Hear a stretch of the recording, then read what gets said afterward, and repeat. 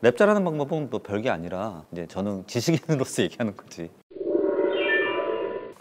네, 한국어 랩을 잘하는 방법을 말씀드려 보도록 할게요. 전 래퍼도 아니고 랩을 해본 적도 없지만 감히 서태지 전까지는 한국어는 랩이 안 된다고 그랬어요. 왜냐하면 우리나라 발음상 연음이 되는 게 별로 없어요. 그러니까 예를 들어서 엄마 그러면은 엄하고 마라고 발음 엄마라고 해야 되는데 영어식 발음으로 하면 어마라고 해야 되거든요. 그러니까 부드럽게 되거든요. 플로우가 좀 부드러워야 되는데 우리나라는 받침 글자가 많아서 그 받침을 또박또박 하기 때문에 굉장히 랩하기가 힘들어요. 고등 래퍼 애들 보면 그 플로우를 맞추려고 쓸데없이 영어를 중간중간 굉장히 많이 넣죠. 하지만은 그 영어 랩이 굉장히 와닿지가 않죠. 무슨 말인지 자기네들도 모를 거예요. 그럼 와닿지도 않으니까 공감대도 떨어지고 그러다 보니까 딜리버리가 안 되는 거죠. 딜리버리가 발음의 문제도 있지만 음악이라는 것은 제일 핵심이 공감대거든요. 공감대가 형성이 안 되니까는 굉장히 랩이 허공에 가는 것 이런 것들이 있어요. 그래서 플로우를 맞추실 때 너무 거기에 맞춰서 영어 발음을 넣어가지고 억지로 플로우 맞추실 필요는 없을 것 같아요.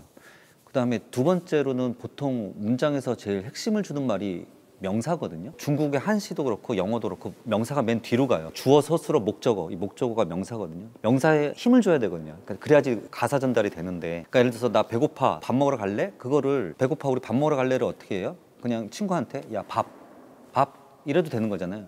밥 먹으러 갈래? 갈래보다 그냥 야 밥 이래도 의사 전달이 된다는 뜻이죠. 명사에 정확하게 힘을 줘야 되고 그 명사에 맞춰서 운율을 줘야 되는 게 한시고 우리 시조였고 그다음 랩이었어요. 마찬가지로 그 문장에서 제일 포인트 줘야 되는 단어들 줘야 된다는 거죠. 그래서 거기에 명사가 굉장히 매끄러워야 되고 명사의 의미가 있어야 되고 힘을 줘야지 가사 전달이 명확하다는 거죠. 근데 우리나라는 그게 문장 가운데 있다는 거죠. 기존의 랩하고 좀 다를 수가 있다는 게 있어요. 그러니까 우리나라 주로 도치법을 쓰죠. 나는 갔어, 네 집을, 너희 집, 뭐 나는 먹었어, 햄버거 뭐 이런 식으로 도치법을 쓰긴 하는데 그런 것들은 여러분들이 잘 파악해서 가야 된다는 것 하나고요. 세 번째는 우리나라가 부사가 되게 굉장히 발달이 됐어요. 그러니까 뭐 물이 졸졸졸 흘러간다, 줄줄 샌다, 물방울이 또르르 굴러간다 해서 부사의 표현력이 워낙 대단한 나라거든요.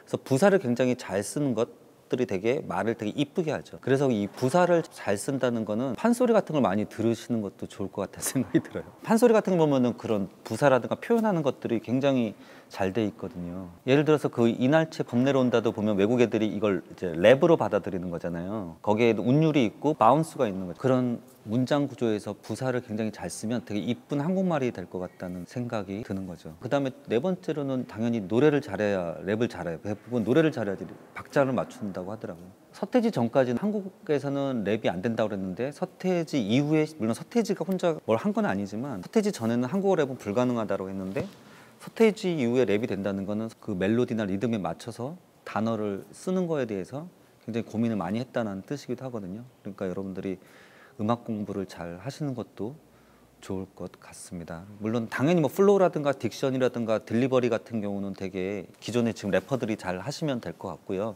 저는 이제 한국어 구조상에서 말씀을 드렸어요. 그래서 여러분들이 훌륭한 래퍼가 돼서 빈마루에서 촬영을 했으면 좋겠습니다. 네, 마치겠습니다.